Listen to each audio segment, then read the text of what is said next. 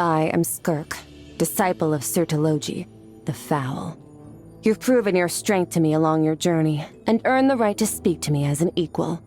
Now, let me witness how your fate unfolds. The Abyss is like the world's shadow. It's always there, and it will never perish. Where do we come from? And where are we going? All things come to an end, even time itself. Nice. I like the rain. However fearsome the lightning may be, its wrath is limited to the realm beneath the clouds.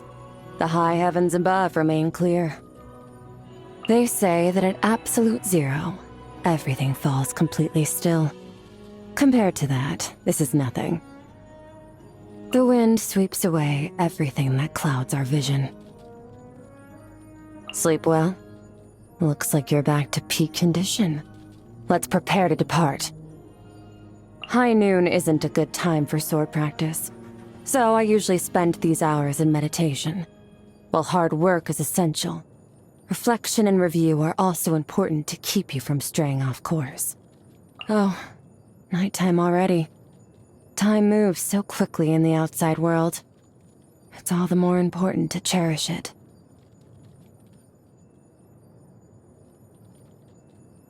Get some sleep. I'll be practicing my blade work for a while longer. I bought some old books from Liyue recently. A passage in one of them stood out to me. The wise man uses his mind as a mirror, neither grasping out nor drawing in. It receives all, yet keeps nothing.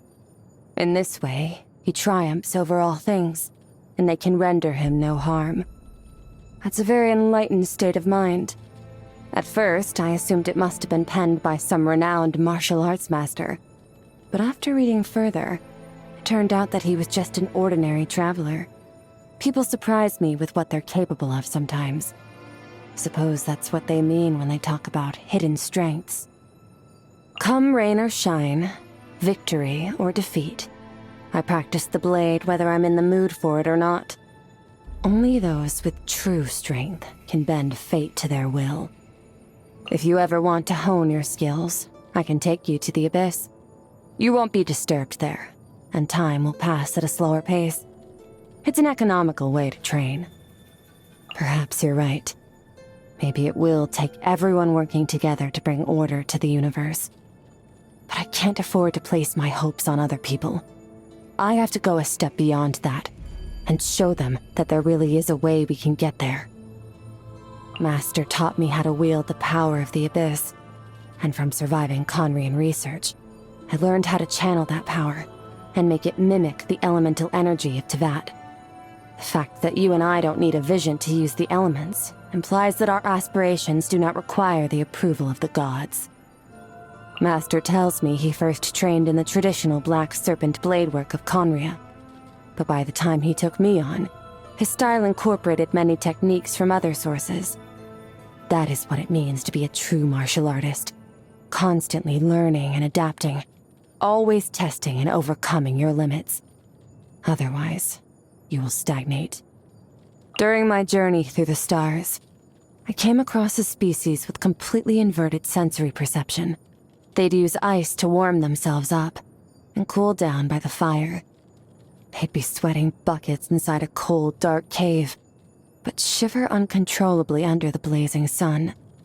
So different from all the other creatures around them. And yet, they lived quite happily. That's the miracle of life. Unfathomably complex, but at the same time, so simple. Very few people manage to earn themselves a name like the Foul and live up to it. I'm sure whoever gave him that name must have truly despised him.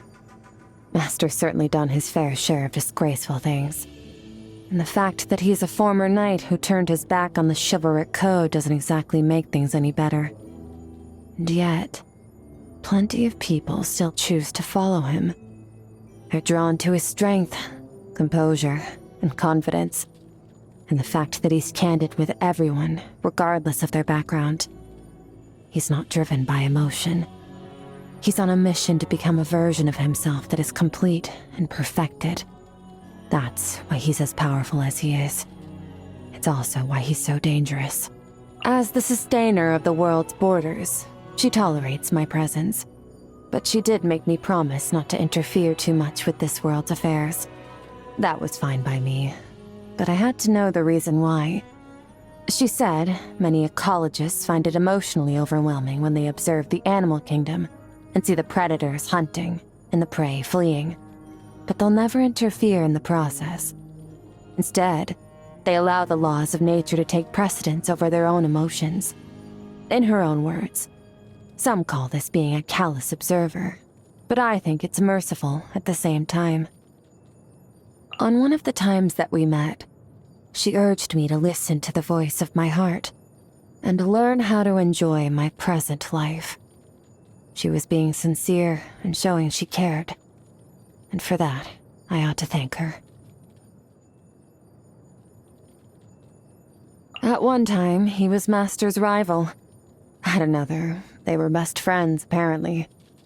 I had hoped he might give me some more information about Master, but the moment he recognized my style of blade work, he got very agitated and demanded to know Master's whereabouts. I don't want to deal with him. Hopefully I don't run into him again anytime soon. Yeah, the shrewd merchant. She's one of Alice's friends. I occasionally sell rare monster carcasses to her, since I need Mora to get by into that. She's made a pretty good impression on me so far. Never asks about my background, at least. I don't know how fair her prices are, but I also don't care. I only need enough to get by. Any extra would be wasted on me. He's improved. Next time we spar, I might even use both hands. Ajax has a lot of talent, and he's fearless in battle, which gives him the potential to develop great strength. But I've seen many other bright sparks like him fizzle out before ever reaching their prime. If he truly wants to become the person he dreams of being, he still has a long road ahead. Lost power is always reclaimed in the end, in some shape or form. But where will this power lead? To a trial? To revenge? Or toward a new future? It's a question that strikes at the heart of his quest to find the meaning of his existence. And perhaps deep down, he already has his answer. I once saw the 3 moons of Tevat when I was passing through the false sky.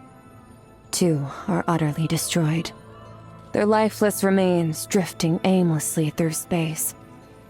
The one that remains intact shows no signs of life either, but its will has not faded completely. Maybe there's a chance that one day, a glimmer of truth will emerge in the false sky, a truth belonging to this world alone. I wonder if becoming human was an evolution or regression to her. How did it feel, witnessing the self-destruction of her species firsthand? I considered asking her these questions when we first met, but given her personality, I thought better of it. I think I'll just leave her alone to work on her sculptures.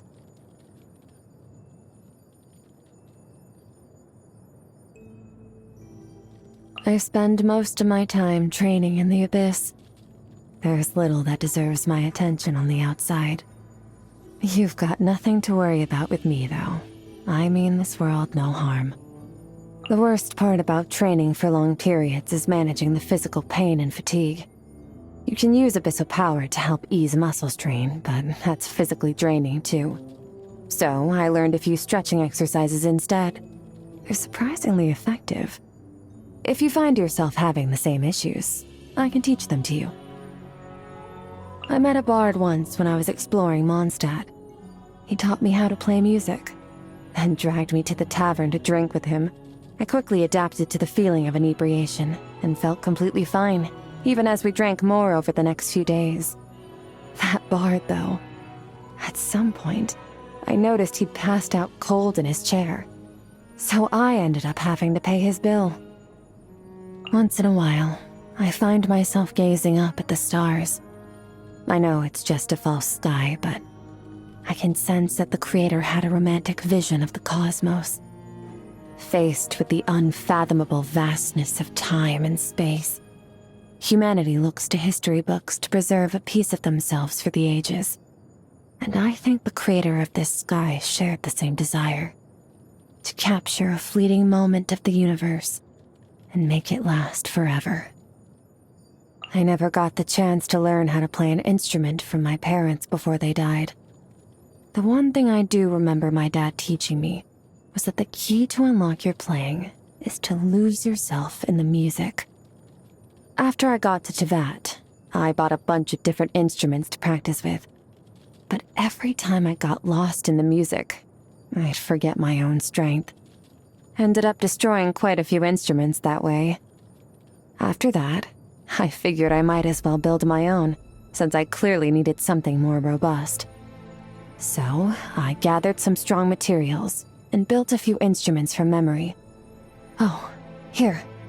Take one. If it comes to it, you can even use it as a weapon, and it won't break on you. In my spare time, I play music from my homeland, albeit on instruments from Teyvat. I once thought that those melodies would eventually fade from my memory as the years went by, but they haven't. It's as if they're etched into my very soul. Every time I'm strumming my guitar, I'm so conscious that this music I'm playing is the last trace of that civilization's existence in the entire universe. I tried writing some poetry once. My mother was a good poet, and I wondered if she'd pass that talent on to me. But nope. Whatever I tried, it just wouldn't click. I guess it's just not one of my strong suits. So be it. Poetry isn't gonna help me in battle anyway, so I don't have any real incentive to stick at it. Back when I was training with Master, I'd frequently end up covered in cuts and bruises from head to toe. There was this particular kind of bug, I don't remember what it was called, but he always used to catch some and grill them for me after a session. Said it'd help with my recovery. They were plump little things. You knew they were done on the grill because they'd glow a beautiful golden color. Crispy shell on the outside with savory flesh in the middle. It's been so long that I don't really remember how they tasted. But I do remember I used to love them as a kid. Food goes down easier when it tastes good.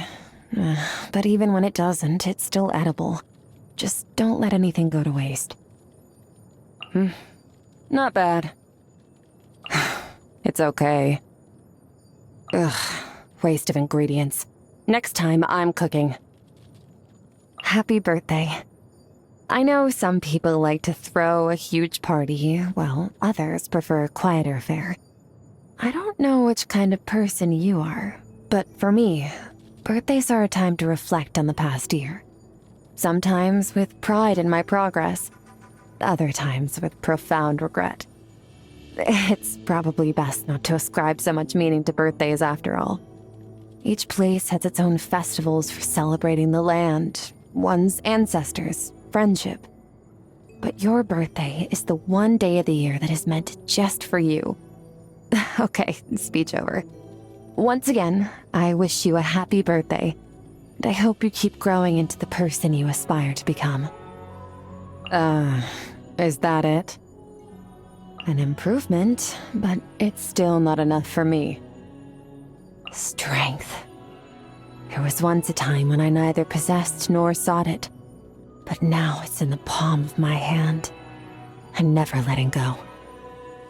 The universe is vast beyond measure, with stars stretching out into infinity. With that perspective in mind, my pursuit of strength seems like an equally endless journey.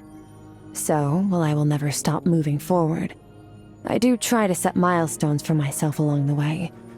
And I've reached a new milestone while journeying with you, because I've grown stronger during this time. That means it's now my turn to train you. The only question is, are you ready?